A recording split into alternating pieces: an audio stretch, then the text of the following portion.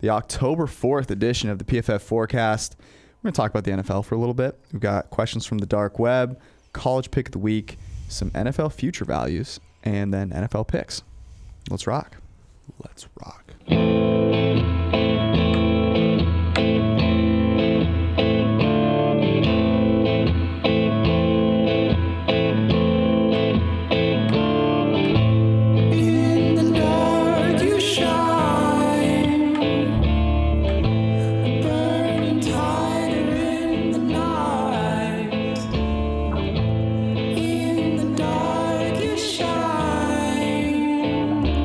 Sing this time.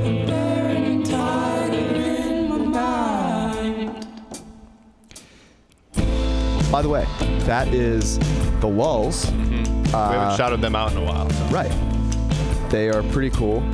They've got through a couple transformations. I went to college with one of the guys in the band. That's how we got this sick like a linear transformation, or kind of. But you should check them out. The Lulls, they're on iTunes and Spotify. They've got some new stuff that's come out.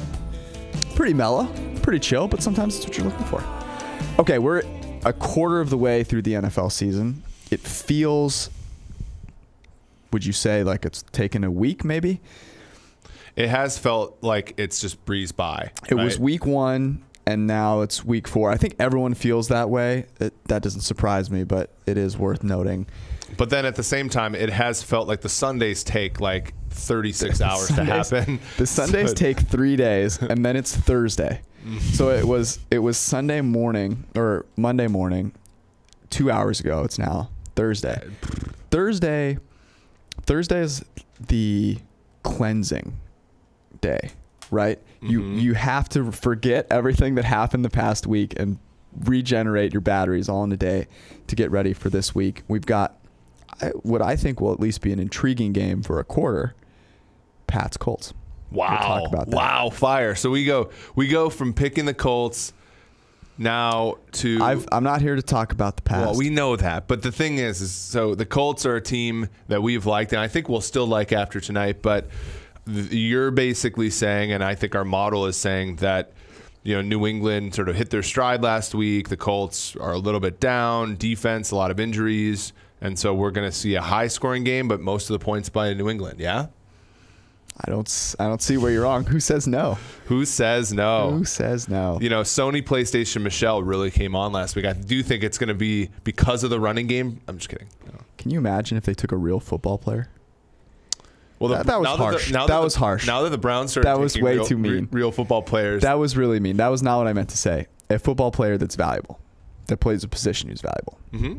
It's such a joke. The Patriots took a running back in the first round. That's amazing to me. No, we said this in this very room during draft day. It was the Patriots basically throwing out a sacrificial pick to screw with the entire league. Now obviously with fool the Seahawks. Isaiah Wynn.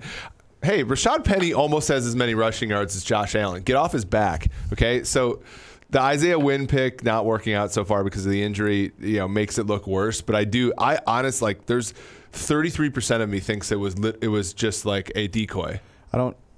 It's fine. All right, let's do our 3 questions right now. These are the 3 questions that we have going into week 4, and our goal will be on Monday morning at 3 a.m. to answer them.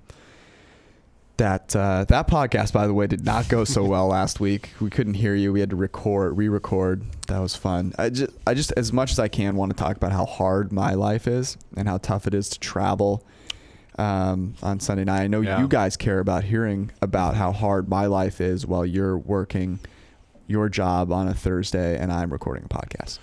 Yeah, and I think the listeners really do want to listen to how hard. Appreciate that. Yeah, and how hard my life is with 2 kids and a wife that cooks for me and all that good stuff. It is a challenge. It's so hard. You cook a lot though. I do cook a lot. Not well, but I didn't say well. I said a lot. I'm a volume, not an efficiency guy. All right, question number 1 for week 4. Kansas City and the Rams. Wow, we haven't talked about them yet. Let's make sure we talk about the Chiefs and the Rams. Are the 2 top teams at this moment, not in that particular order. Will anything happen this week to change that? Yeah, so we had this. I think we had this question. Oh, wow. Yeah, last Wrong week. question. But I think the question. You know you can talk to me, right? I think the question actually remains, though. You know that I can hear you when you talk. Right. Like you could say that's the wrong question. That is the wrong question. Okay. Then. Thank you. But it is actually decent to explore this. No, it's not. Let's do the 3 questions that we outlined. New England plays tonight, right?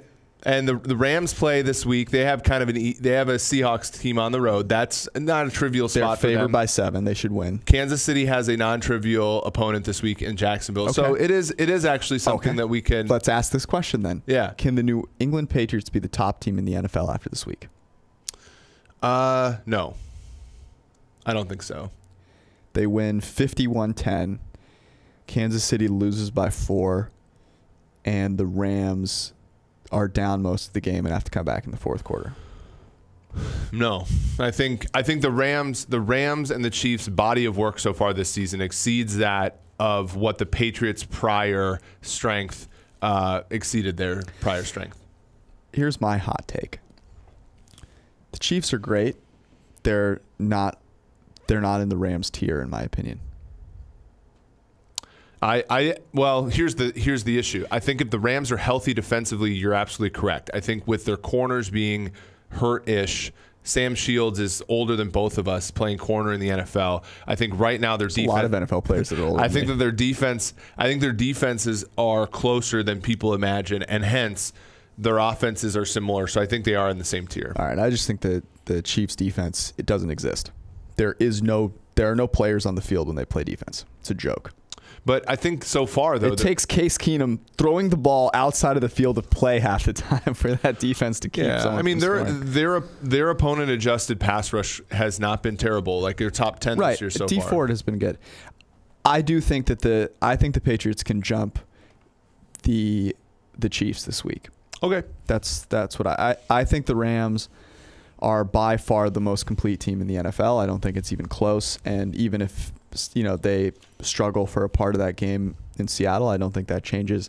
Whereas I think we could see with the Chiefs that when their defense just gets torched, at some point you're not going to be super efficient offensively for the entirety of the game. That happened in Denver. They were not efficient for the entirety of the game. They got the benefit of playing a quarterback that has turned back into a pumpkin. Yeah, I would say that their win in Denver is more impressive than you're giving it credit for, but I do agree that. Why? Because they sucked for 3 quarters? No, because like Denver in the first half of the season is difficult for opponents statistically, right? Shut up. They were behind by 2 scores in the fourth quarter. They're professional athletes, and you're saying that it's hard to play. Come on, man.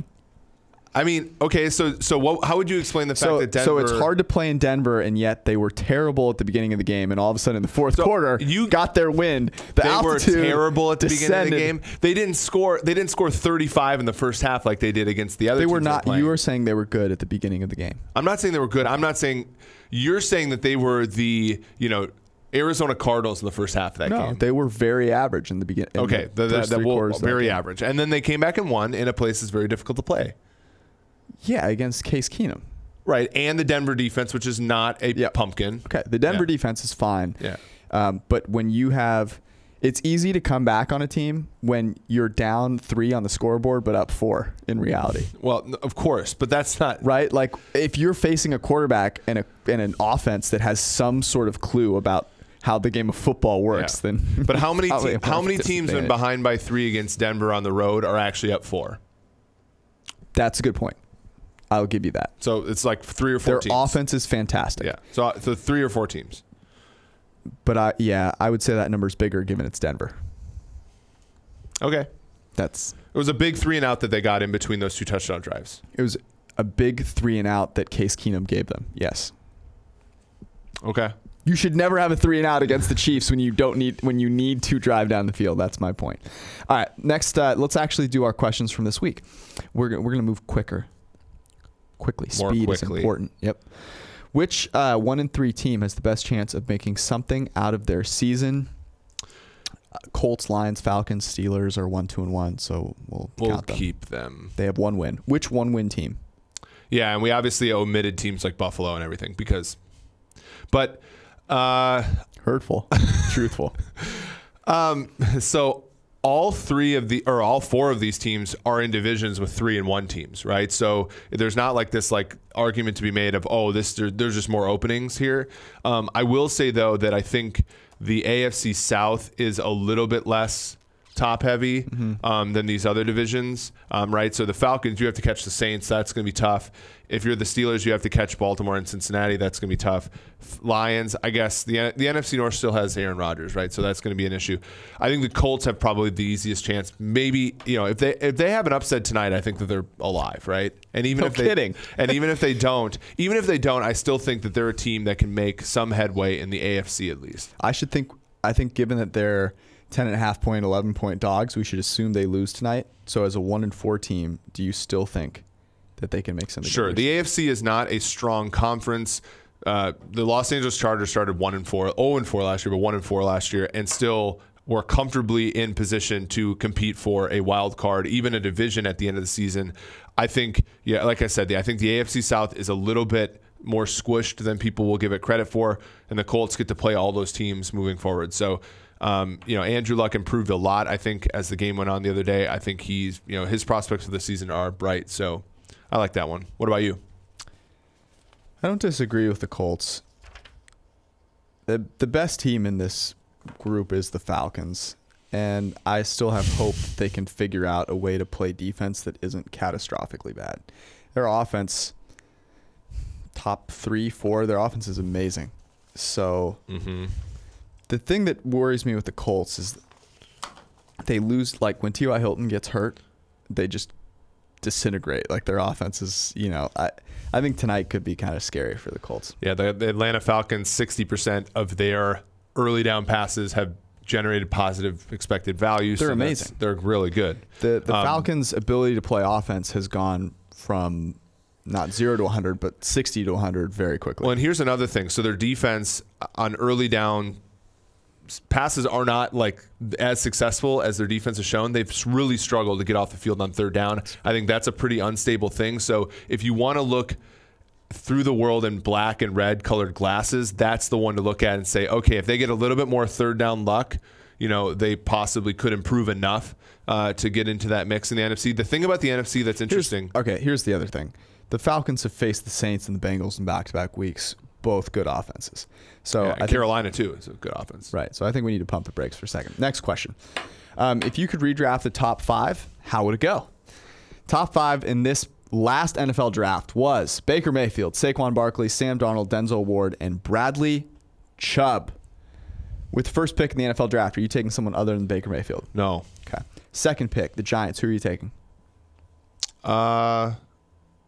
The answer is Josh Rosen. See, I was going to say somewhere between Sam Darnold and Josh Rosen. You're jumping on Rosen's bandwagon after a game and a half.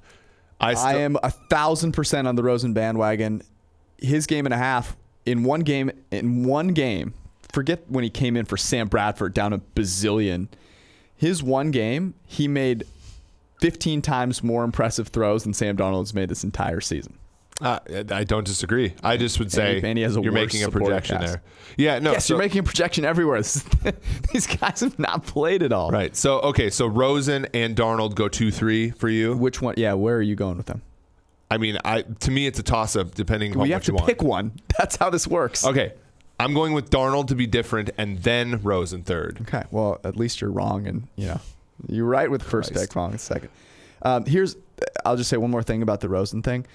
UCLA being a total dumpster fire this season is just adding a little bit to the whole. Josh Rosen played with garbage, like total garbage at UCLA, and I think that has a lot to do with it. Yeah. I think the guy, he just has a tremendous amount of pride in himself and wants to be, he wants to lift his team up. And I thought he made a lot of throws last year at UCLA where it was like, we have no shot in hell of winning this game unless I take a ton of risks. And I think, I know after watching that game that he's matured a little bit. Some of those throws that he made were incredible. So at 4, you're going with McGlinchey, right, for Cleveland? I'm not done talking about Josh Rosen. Fortifying the left tackle spot. I'll talk about Josh Rosen later. At 4. For the Cleveland Browns? Oh, my God. You're going with McGlinchey, right? Oh, left my tackle. God. Why are you doing this to me? I am a Niners fan. I wrote a piece. I wrote an entire article. I hate writing. I wrote an entire article about how taking McGlinchey, I don't want to, second guess John Lynch, but Derwin James was the pick there, and I'm right. McGlinchey has been bad. Somehow Trent Brown is being used by a top 10 NFL team, and Derwin James is the best non-quarterback so far. Besides Saquon Barkley, yeah. Okay, so you're taking with Cleveland's fourth pick, you're taking Derwin James. That's not even there's not even a scintilla of doubt there. I actually don't hate the pick that they made. Denzel Ward. I was gonna say I think that redrafting now, I would take Derwin James because he's been amazing. But Denzel Ward is the second guy I would consider, and it's pretty close.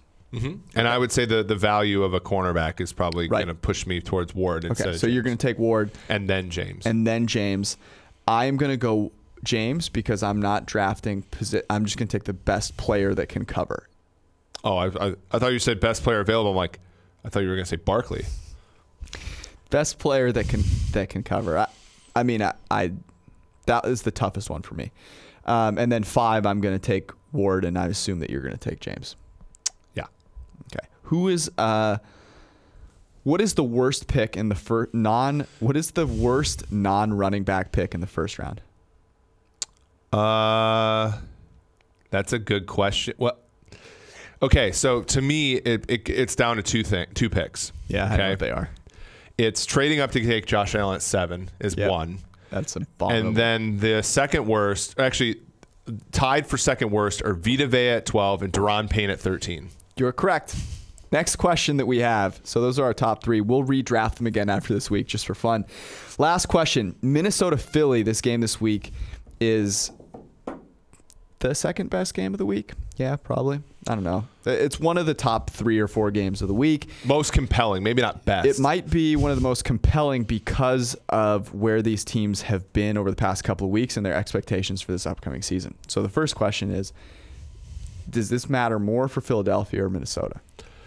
Yeah, I mean that's the question, right? Because I think if you're Minnesota, Chicago is leading you by a game and a half. Green Bay is far better than you at the most important position. Mm-hmm. And to start out 1-3-1 there would be, I think, put a nail in the coffin of your division hopes, right? And when you put that much money into a quarterback and you bring quote unquote everybody back, that the expectations are such that you at least win the division, at least get back to the playoffs.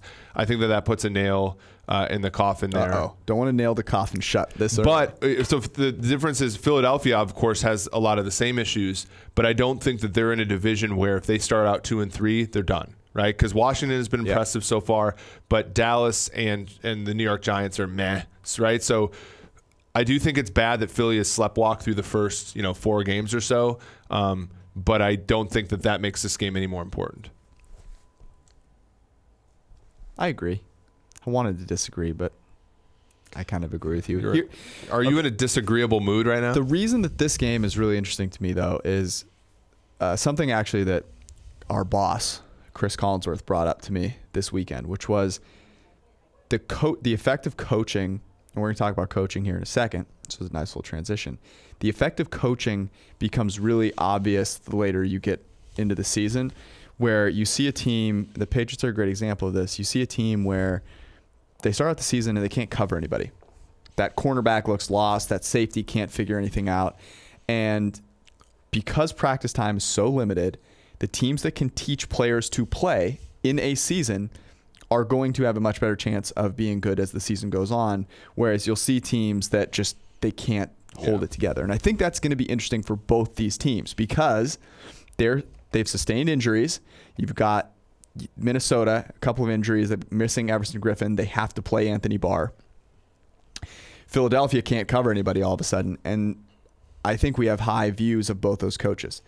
So this game, in my opinion, is going to be which coach has figured it out more at this point, and you know where I sit. Yeah, so my thing with that is that if you look at those two coaches, Zimmer and Peterson, they're going to be going against each other. What is the easiest thing in the NFL to control? It's offense. Defense is more at the whim of what the opponent is doing, and hence, and and hence I think Peterson will have the advantage here in being able to pull the lever better than Zimmer does. We'll find out. Questions from the dark web this week, as usual, sponsored by Sampo Ranta.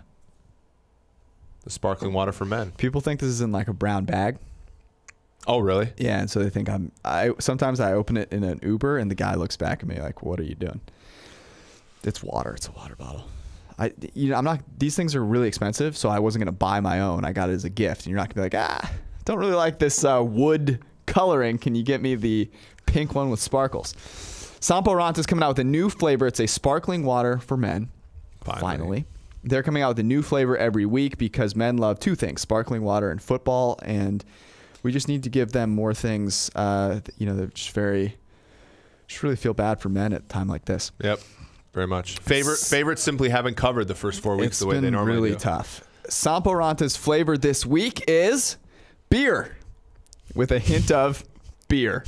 It's subtle yet effective. Sampo Ranta beer. The question this week is from friend of the podcast, Eric Brown at Faux IDs. He says, "Hey, I've heard you guys and Sam and Steve briefly mention PFF's coaching rankings. Can you enlighten the good listeners as to what goes into that?" Yes, we can.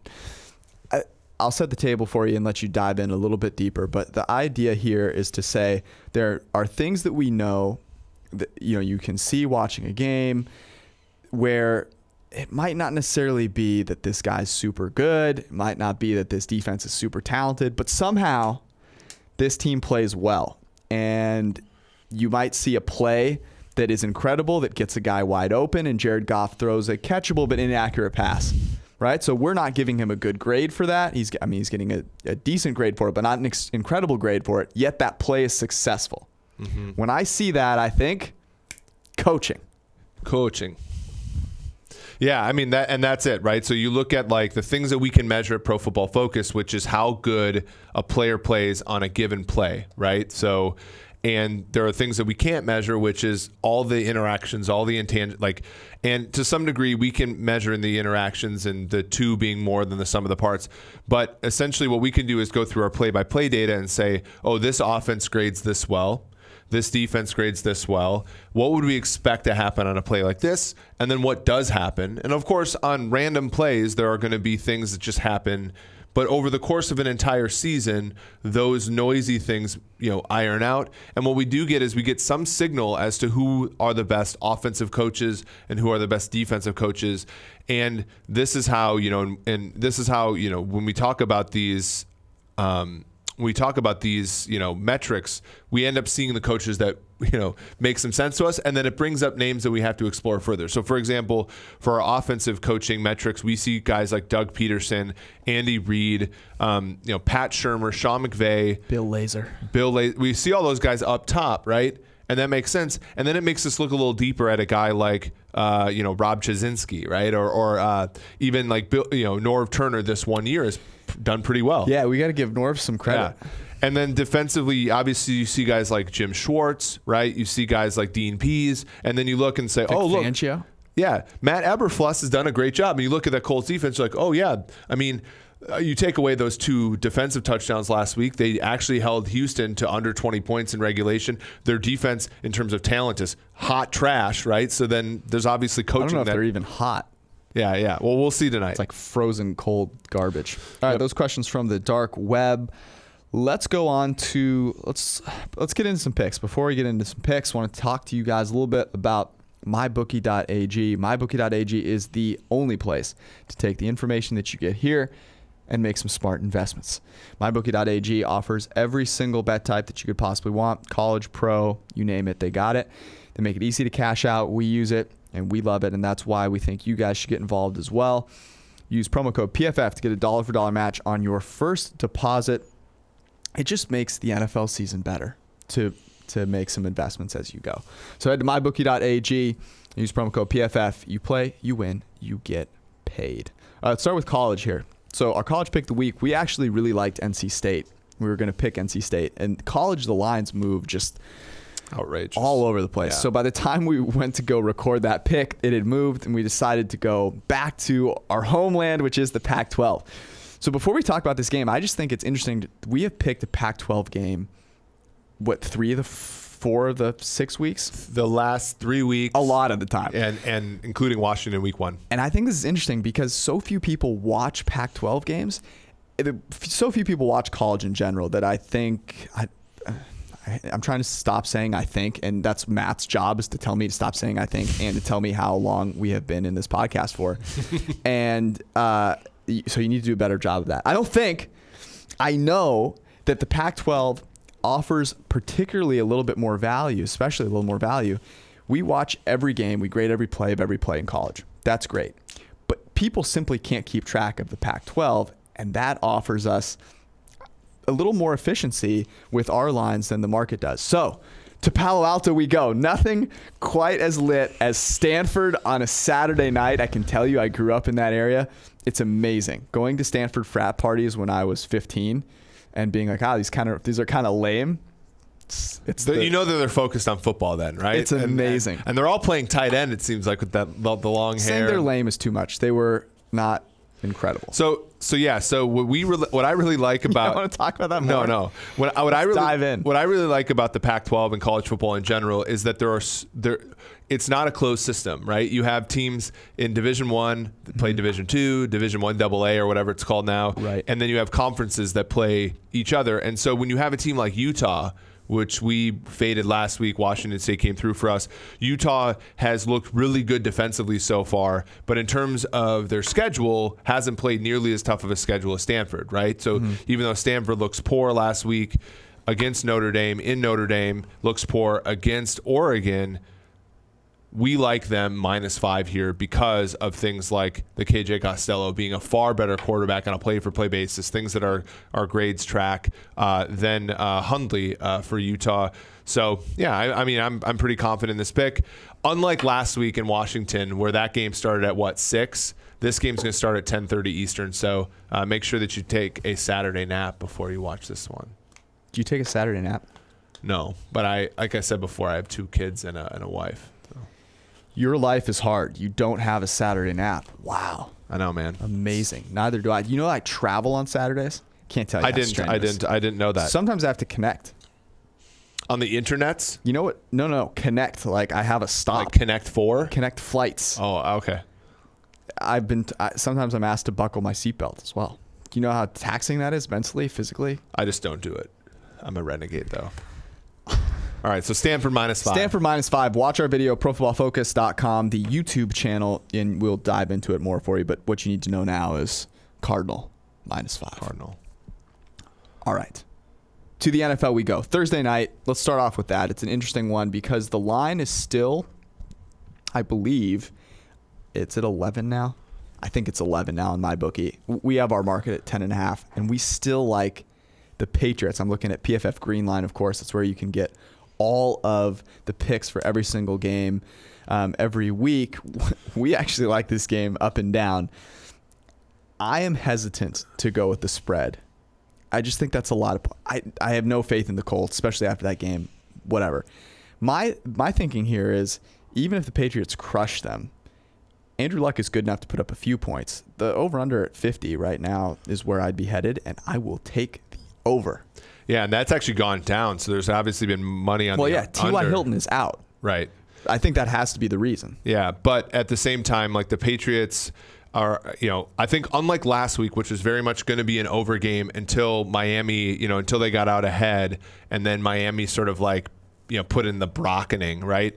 I think that this one's going to be one where the Patriots can get out ahead, but the Colts, as you said, will be alive most of the game in terms of Luck. Hopefully they're alive. Luck doing, a lot of the things he did last week at home against Houston. So I do like the over. I think New England's one of those teams, again, if they start to hit their stride like they did, post week 4 last year, they can cover this, but it is going to be, tricky. It's strange though. Remember last season, week 5, they played Thursday night in Tampa, and they were something like 3 or 3.5 point favorites.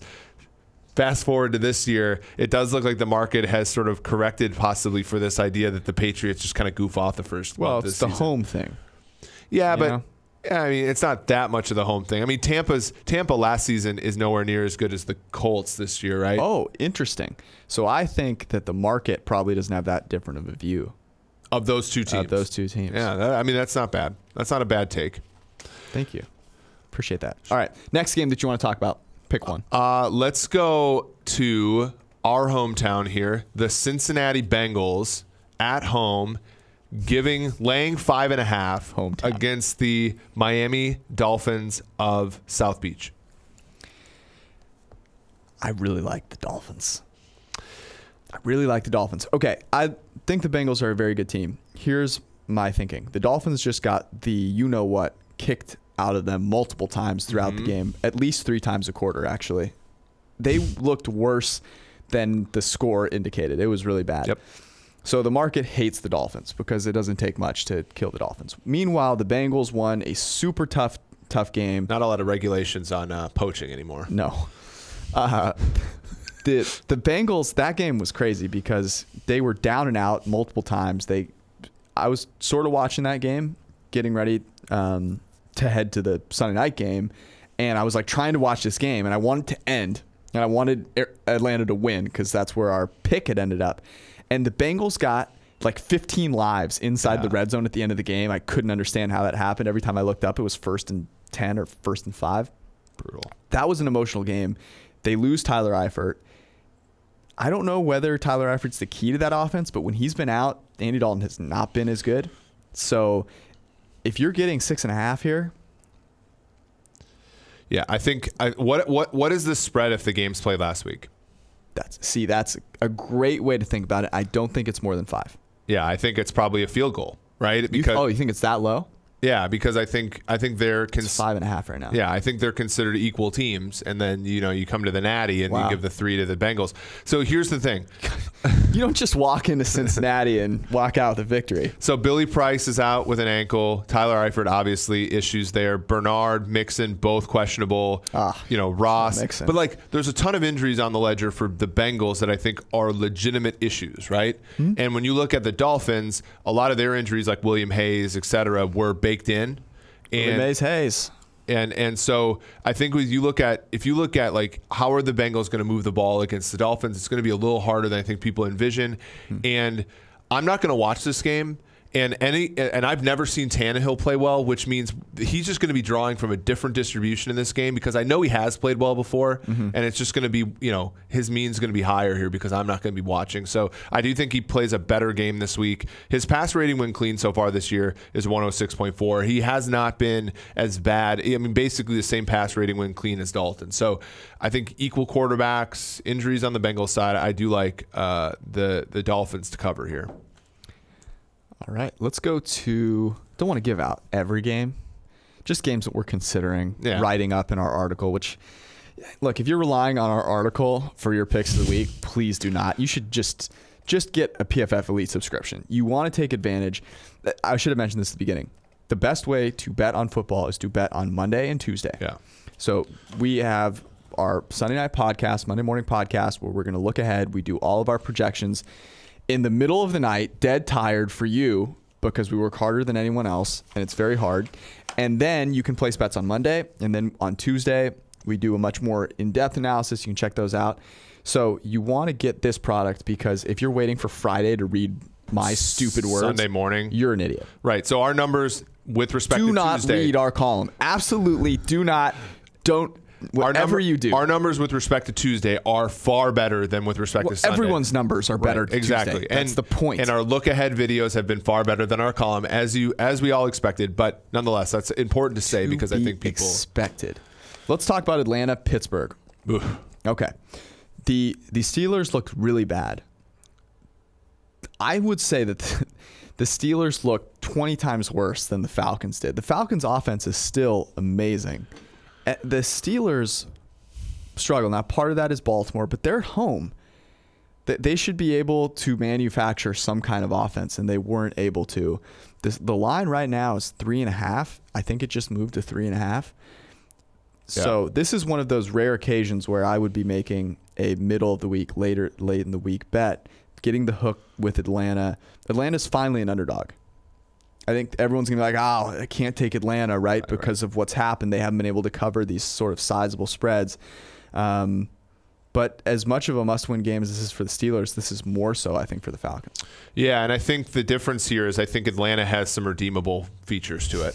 So Atlanta's offense is something that Antonio Brown is a redeemable feature. Right, but Big Ben's like lumbering around trying to get him the football down the. I mean, obviously Smith-Schuster, but like that has a material. Like the Right. Pittsburgh Steelers offense is as sluggish and as frustrating with no tantalization, as frustrating as Atlanta's offense was at times last season, right? Yeah. Whereas Atlanta's offense, I think, is in full gear, right? If they for Atlanta to become a good team, you need one thing to happen. You need their defense to be average. Mm-hmm. For Pittsburgh to be a good team, you need their defense to become average and their offense to start playing well. And to me is too much. Okay. I think right now. Let me ask you this: would you rather take the Falcons getting 3.5 or the under 58? It's gone up to 58. Oh, the Falcons against the spread. The under, I hate unders in today's NFL are awful. I mean, the Monday night game, Denver, Kansas City, we had the under, and that was a sweat. And that game was 3-3 after one quarter. Offense is the king right now. This is why I kind of hate math, because it's always like, hey guys, don't get ahead of yourselves. Yeah. Right? This is 58. You have to bake in the first 4 weeks of a random season that we have never seen before, and so it's tough. So I would say Atlanta against the spread. Stay away. Next game you want to talk about? Let's look at Arizona at San Francisco. Yes. Can't wait. I've been waiting to talk about this one all day. I'm so excited. Is it 4? It's now 4 on the consensus line. It was 4.5 with juice. Is it? But I want to know about my bookie. Our sponsor. Oh, well, we have to look then. Okay. Regardless of whether it's 4 or 4.5, while you look, I want to talk about the Cardinals a little bit. That game was the perfect game. Okay, it's 4. I still like the Cardinals. The model likes the Cardinals. Yep. And this is the perfect game, I think, to bet the Cardinals. I'm going to get destroyed for this. I'm going to be so wrong here. This is a perfect game to bet the Cardinals. They played the Seahawks, who are an average NFL team, maybe a little below average, depending on whatever. They played a real NFL team. Okay, they lost, but covered the late spread. But the point is, they lost that game at home, but their quarterback played really, really well. They now play a 49ers team that gave it everything they had to try and beat a Chargers team, were unable to do so. Their quarterback got banged up. They are banged up in many different places. They have a not so great defense. And CJ Beathard is not great. The idea that these quarterbacks are on anywhere near the same playing field is hilarious to me. Josh Rosen was really good. CJ Beathard was whatever. He's CJ Beathard. You're taking the better quarterback with potentially the better supporting cast here. For you to say that San Francisco has a drastically better supporting cast than the Cardinals, I think is a little bit of a stretch. Offensive line, certainly. Take the Cardinals. Yeah, I mean, Rosen's passer rating when pressured this year is 25.1. That has to regress. Yes. Towards 50 at least, and then you look at his passer rating when clean, it's a $110.2. And obviously the Cardinals' offensive line is one of the worst, if not the worst, in the league. But as we've seen before with Houston, for example, you can scheme around that to some degree. And as you said, I think Beathard, the San Francisco put everything into that game last week, and it just came up short, despite having a defensive touchdown, despite a long touchdown to Kittle. I think things even out a little bit this weekend. There's, in my opinion, no reason why one of these teams should be considered more highly than the other. I think they're even teams, in which case, it should be about 3-point spread. We told you to take this game on Monday. You would have gotten 4.5. If it ends up 4, I'm sorry. Josh Rosen made 5 big-time throws, did not have a single turnover-worthy throw in that game. You know who else did that this week? Jared Goff. Yep, correct. How did you know that? Have I told you that already? Only 17 times. Only 17 times. The fact of the matter is, he looked way better than the numbers would dictate on the back end of that. They ended up losing the game. Cardinals. Take the Cardinals. A new era is beginning in Arizona. Jeez. Whew. All right, let's talk about one more. Maybe 2. Let's go to Houston on purpose. No. On purpose. Why? Why would we do that? So so the Texans are currently 3.5-point favorites at home against the Dallas Cowboys team that just won at home against Detroit. We're going to lean towards the better running back in this game, which is Ezekiel Elliott and the Dallas Cowboys. Deshaun Watson is a 10 times better running back than Zeke Elliott. Wow.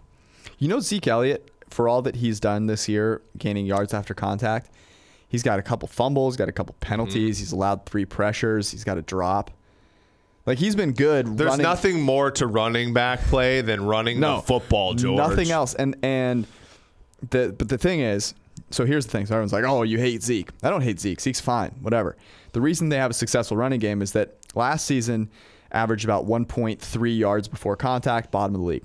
This year, back to 2.2 yards before contact. That's offensive line. They played better in that last game, albeit against the Lions. So that's saying nothing. But here's the thing. This is now 3.5. This is simply, the line is the way it is because Deshaun Watson played well, and he did play well. He was great. But the Texans defense remains not great. The Texans won that game as much because Deshaun Watson was great as it was because the defense got handed 2 turnovers inside the 5. That's 14 points right there. That's why the Texans won that game, or else they'd be 0-4. I like that what you said a couple weeks ago talking about a college game. A team that sort of wins a game they almost don't deserve to win gets that sort of sigh of relief. That's unwarranted. To say that the Texans are a better team than the Cowboys is catastrophically terrible to me. The Cowboys, I think, have a top 5 defense in the NFL. Well, speaking of defenses, you said the secondary for the Houston Texans. What secondary? Aaron Colvin's out with an ankle. Kevin Johnson's been out for a while. What Jonathan secondary? Joseph, Sharice Wright. What secondary? Both questionable. If DeAndre There's Hopkins, really an issue there. DeAndre Hopkins has played, I think, more snaps than just about anybody at his position since the end of the league. They should see if he can play double that and put him at corner. I mean, Deion did it for Dallas. He can't be worse. Yeah, and then here's the other thing. We talked about this briefly in the last game. Prescott, the difference between his pass rating when clean and when pressured is twice the difference between Watson's when clean and when pressured. We would expect Prescott's to converge a little bit, especially with the secondary that, Houston's going to have to bring pressure like they did like we said last week. They try to bring pressure via the blitz, one of the top 5 teams in the league. When you leave those secondary players on an island, that's where we're going to see Dak. I think, we saw Michael Gallup emerge a little bit last week. We saw Zeke catch the football out of the backfield. This defense is super vulnerable, and I don't really care about the fact that they won a kind of a fluky game at home or on the road last week against Indianapolis with respect to Usually this game. Sean Lee being out is a death knell. Leighton Vander Esch has been better than Sean Lee this season. Yeah. Better. Like dramatically better. Leighton Vander Esch has been very good. And the Texans have no one on the secondary that can cover. They also don't have a linebacker that can cover. Yeah. So I think this is an opportunity for Zeke actually to make an impact. Blaise Pascal was catching touchdowns against Houston last week. Last thing I'll mention is that they get David Irving back. Even if he plays 15 snaps, that offensive line is so bad. That could be huge. The thing that I love about the Cowboys, they can cover on the back end. They don't blitz, and they still get pressure. DeMarcus Lawrence is a beast. David Irving is a beast. And Byron Jones is the best cornerback in the NFL right now. Guy was not targeted. The thing I like, so post-roid suspension, David Irving is the best version of David Irving. Are you kidding me? It's a cheat code, man. Julian Edelman, we didn't talk about Julian Edelman. He's going to be fantastic tonight. Absolutely fantastic. All right, we got to wrap this up. There are like 6 more games that I like here. I really like this slate, which means 0-15. I can't wait. Very excited about it. Make sure that you play some bets and do it for a good cause. Bet against. Unfortunately, our lock of the week has just been blowing it. Indy last week giving up 2 touchdowns, but we still have to donate our first win week 1, when the Patriots covered. So we'll make sure we do that. Nice little $100 going to F Cancer Up. I won't make you edit that out.